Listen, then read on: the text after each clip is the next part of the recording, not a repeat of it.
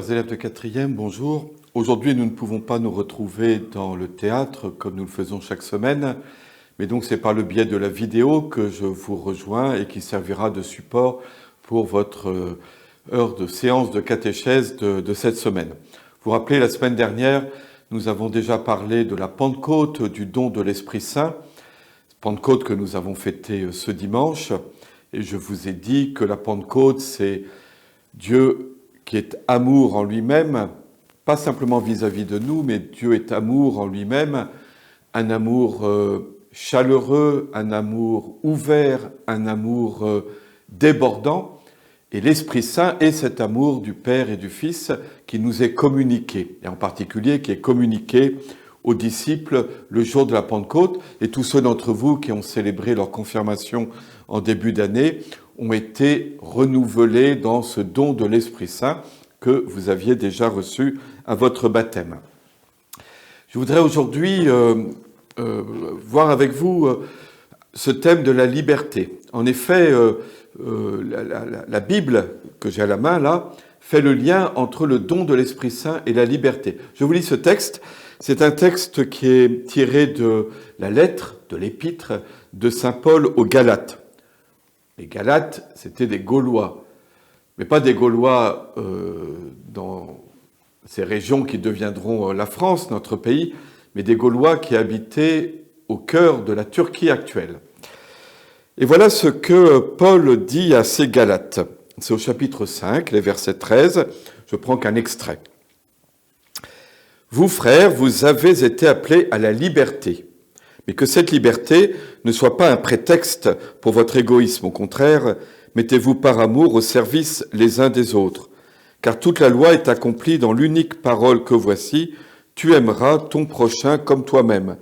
Mais si vous vous mordez, vous dévorez les uns les autres, prenez garde, vous allez vous détruire les uns les autres. Je vous le dis, marchez sous la conduite de l'Esprit Saint. » Je saute quelques versets, et verset 22, « Voici le fruit de l'esprit, amour, joie, paix, patience, bonté, bienveillance, fidélité, douceur et maîtrise de soi. En ces domaines, la loi n'intervient pas. » Alors ça peut vous apparaître un peu paradoxal parce que très habituellement, on oppose la religion et la liberté. On a l'impression que la religion nous emprisonne dans un ensemble d'interdits et d'obligations. Et que quelqu'un qui serait croyant serait quelqu'un qui serait ainsi soumis, qui plierait à toute une série de règles, d'interdits, d'obligations qui lui viendraient d'en haut. Alors inutile de vous dire que c'est pas du tout ma manière de vivre ma foi chrétienne, je ne suis pas du tout masochiste, et si c'était ça, je laisserais évidemment tomber une religion qui m'obligerait en permanence à plier sous des quantités, sous un fardeau insupportable. Voilà, c'est un peu l'image qu'on donne parfois de la religion. Ce n'est pas du tout ce que moi-même je vis. Alors, la Bible ici nous dit que par l'Esprit Saint, nous sommes appelés à la liberté. On n'est pas soumis donc à toute une série de règles qui s'imposent à nous. Vous savez, il y a un peu cette idée que l'humanité aurait été autrefois dans un état d'enfance, et les enfants, les parents leur disent « fais pas ci, fais pas ça, attention, il est l'heure d'aller te coucher, etc. etc. » Pour le bien des enfants, mais parfois les enfants protestent. Et puis on passe par l'adolescence où on supporte de moins en moins facilement, de moins en moins bien ces règles que les parents nous imposent, et puis on arrive à l'âge adulte. Alors, mais qu'est-ce que c'est qu'être à l'âge adulte? Qu'est-ce que c'est qu'être libre? Est-ce que ça veut dire qu'on n'a plus aucune règle, qu'on fait simplement ce qu'on a envie? Si on n'a pas envie de se lever le matin, on ne se lève pas. Si on n'a pas envie de travailler, on ne travaille pas. Si on a envie de passer son temps sur un écran d'ordinateur à faire des jeux, on fait simplement ce qui me plaît. Est-ce que c'est ça, vraiment être libre? Alors quand on fait un peu le fier à bras, on dit oui, c'est ça, j'ai envie de faire ce que je veux, quand je le veux. Mais en fait, vous savez très bien que si quelqu'un vit sur ce mode-là, pas envie de travailler, je travaille pas envie de me lever, je me lève pas, ou simplement à rechercher un plaisir immédiat, qu'est-ce qui se passe? eh bien cette personne finit par ne plus être libre du tout. Parce que pour être libre, il faut en avoir les moyens.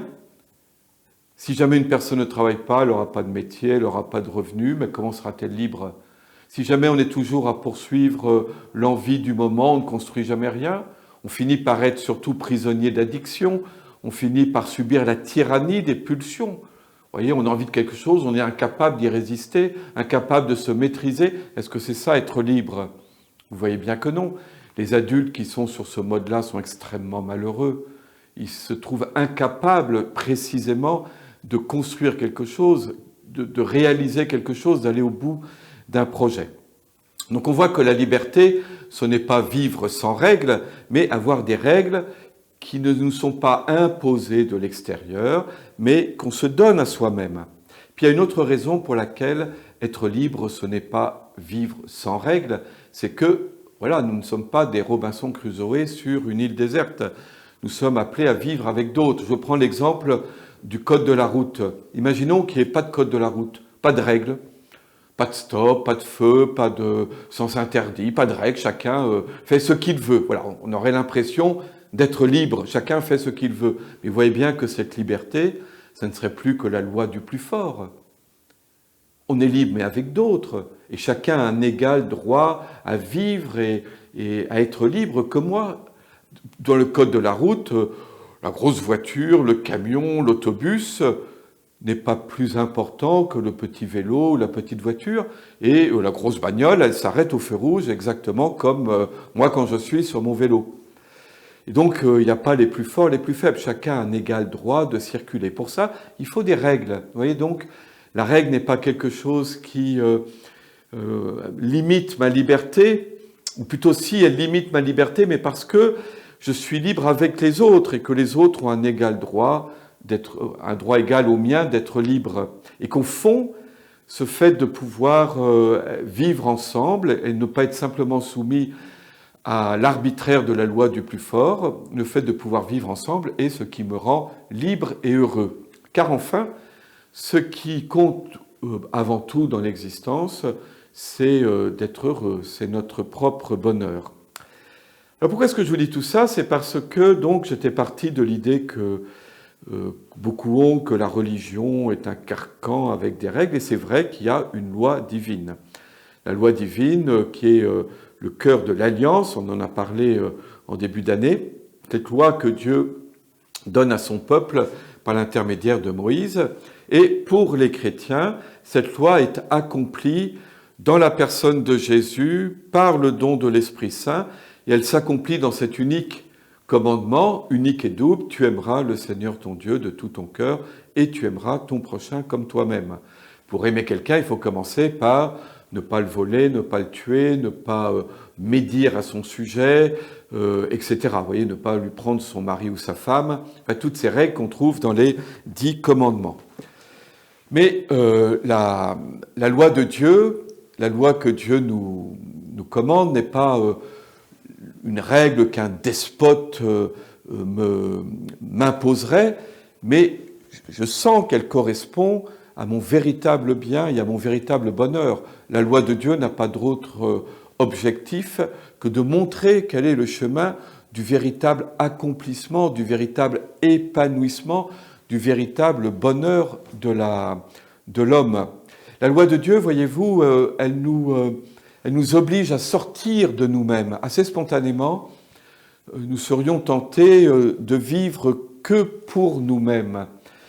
Et la loi de Dieu, la parole de Dieu nous déloge, elle nous oblige à nous ouvrir. Celui qui ne vit que pour lui-même, quand il devient un adulte tout le temps malheureux, tout le temps aigri, tout le temps revendicatif, tout le temps jaloux, tout le temps l'impression qu'on ne fait pas assez attention à lui, qu'on ne lui donne pas tout ce à quoi il a droit. Vous voyez, ce n'est pas un modèle, un idéal d'existence que d'être perpétuellement insatisfait. Au contraire, celui qui sort de lui-même pour faire attention aux autres, qui n'est pas centré sur soi, mais qui s'oublie un peu lui-même et qui fait que les autres ont un peu de place dans sa propre existence, celui-là trouve du sens à sa vie et est heureux. C'est vraiment ce chemin que la Bible, que l'Évangile nous montre et qu'au fond, toute conscience humaine est capable de comprendre comme étant un véritable bien. On peut se demander, d'ailleurs, vous pourriez vous demander chacun, au fond, quel temps j'accorde dans ma vie aux autres? Est-ce que je ne suis pas toujours simplement préoccupé de moi? Alors bon, vous savez bien, quand on vous demande un service, quand on nous demande un service, on est toujours un peu... Tout d'un coup, on a immédiatement quelque chose d'absolument urgent à faire à ce moment-là, vous voyez, je dis ça qu'un petit sourire, parce qu'on est tous comme ça. Mais donc ça veut dire que quand le Seigneur, quand Jésus nous dit aime ton prochain, ça veut dire la parabole du bon samaritain, sois un peu attentif aux autres. Et concrètement, si quelqu'un a besoin d'un coup de main, même si ça te dérange, eh bien donne ce coup de main, donne ce service, rends ce service, que ce soit à l'école, à la maison ou autre. C'est un exemple tout simple. Mais vous voyez comment est-ce que je suis plus libre quand je refuse d'entendre l'appel qui m'est adressé à venir aider, au contraire quand j'y réponds. Moi je crois que c'est quand j'y réponds. Simplement à condition de ne pas y être comme forcé, obligé, ça vient de moi-même. Et c'est ça que l'Esprit Saint réalise. Vous voyez, quand on dit que l'Esprit Saint nous libère, nous rend libres, c'est que l'Esprit Saint nous libère de toutes nos prisons intérieures, de cette tendance que nous avons à vivre uniquement centré pour nous-mêmes et du coup à être la cause de notre propre malheur. Celui qui vit uniquement centré sur lui-même s'isole et devient finalement la cause de son propre malheur. Alors qu'au contraire, une existence ouverte aux autres est une existence qui est pleine de sens, de signification, où l'on est heureux. Vous voyez, c'est ça que réalise en nous la parole de Dieu. C'est une parole, l'Esprit Saint inscrit ça dans notre cœur. Ce n'est pas simplement une loi extérieure qui s'impose à moi, mais ça devient une conviction intérieure. Ça devient vraiment ce chemin de vie que je souhaite emprunter.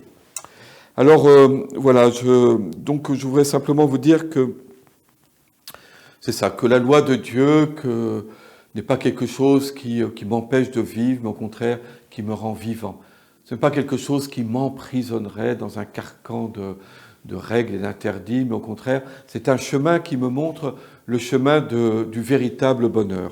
C'est ce que dit Paul, et je terminerai par ça, et c'est un peu le souhait pour chacun d'entre nous. Les fruits de l'Esprit Saint que nous avons reçus, c'est l'amour d'abord, c'est la joie profonde que l'on peut ressentir, c'est la paix du cœur.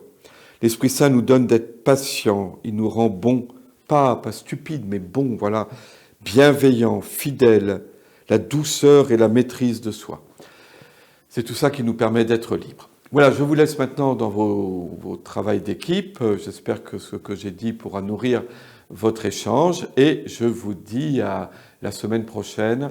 Je ne sais plus si c'est en vidéo ou en présentiel, comme on dit, mais en tout cas, à la semaine prochaine. Bon travail de groupe.